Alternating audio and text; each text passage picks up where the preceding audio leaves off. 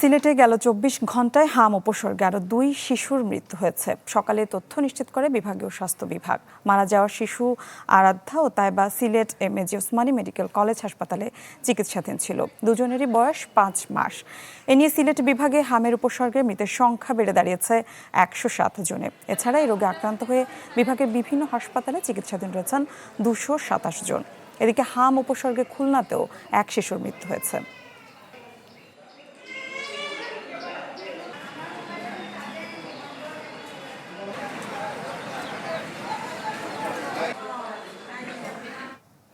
দর্শক, হাম পরিস্থিতির আরো খবর জানবো। রংপুর এবং খুলনা থেকে আমাদের দুই সহকর্মী যুক্ত হচ্ছেন। শুরুতে রংপুর যেতে চাই, সেখানে রয়েছেন সহকর্মী ফখরুল শাহিন। ফখরুল, জানাবেন।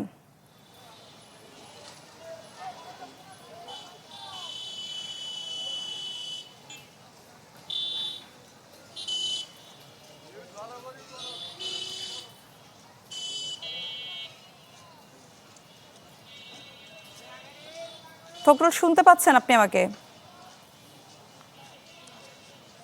রংপুর মেডিকেল কলেজ হাসপাতালের সামনে আছি। হামের প্রকোপ আসলে রংপুরে অনেকটা কমলেও এখনও কিন্তু রংপুর মেডিকেল কলেজ হাসপাতালে শিশু ওয়ার্ডে আমরা ১৫ জন হামের উপসর্গ নিয়ে ভর্তি রোগী আমরা দেখতে পেরেছি এবং গত ২৪ ঘন্টার মধ্যে একজন হামের উপসর্গ নিয়ে এখানে শিশু ভর্তি হয়েছে।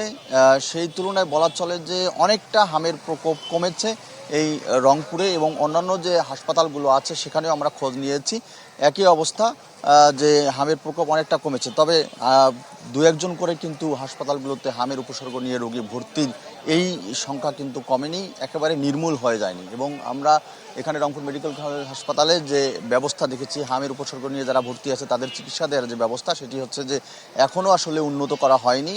আগের যে অবস্থায়, সংকটকালীন অবস্থায় চিকিৎসা দেওয়া হয়েছে, এখনও একটি কর্নারে মাত্র ৬ থেকে ৭ জন হামের উপসর্গ নিয়ে ভর্তি শিশুকে চিকিৎসা দেওয়া হচ্ছে। বাকিদেরকে সাধারণ যারা শিশু আছে রোগে আক্রান্ত তাদের সঙ্গে রেখে চিকিৎসা দেওয়া হচ্ছে। এবং আমরা রংপুর মেডিকেল ছাড়াও রংপুরে যে ১০০ শয্যা বিশিষ্ট একটি শিশু হাসপাতাল আছে, এটি কিন্তু এখনও চালু করা হয়নি। সেটি যদি চালু করা হয় তাহলে সংকট অনেকটা কমবে। এবং আমরা খোঁজ নিয়েছি যে হামের টিকাদান যে কর্মসূচি, এটি কিন্তু বিভিন্ন নগর স্বাস্থ্যকেন্দ্র থেকে শুরু করে উপজেলায় যে স্বাস্থ্যকেন্দ্রগুলো আছে এটি কিন্তু অব্যাহত রয়েছে। অর্থাৎ যে কার্যক্রম, টিকাদান কার্যক্রম এবং চিকিৎসা অব্যাহত রয়েছে এবং হামের যে প্রকোপ সেটিও কমেছে, তবে এখনও নির্মূল হয়নি। তো এই ছিল এখানকার সর্বশেষ মিলা। জি, ধন্যবাদ আপনাকে। আমরা খুলনায় যেতে চাই, সেখানে রয়েছেন সহকর্মী বেল্লাল হোসেন সজল। সজল, খুলনায় কি পরিস্থিতি দেখছেন, জানাবেন। বাংলা কিউআর যেখানে, নগদ পেমেন্ট সেখানে।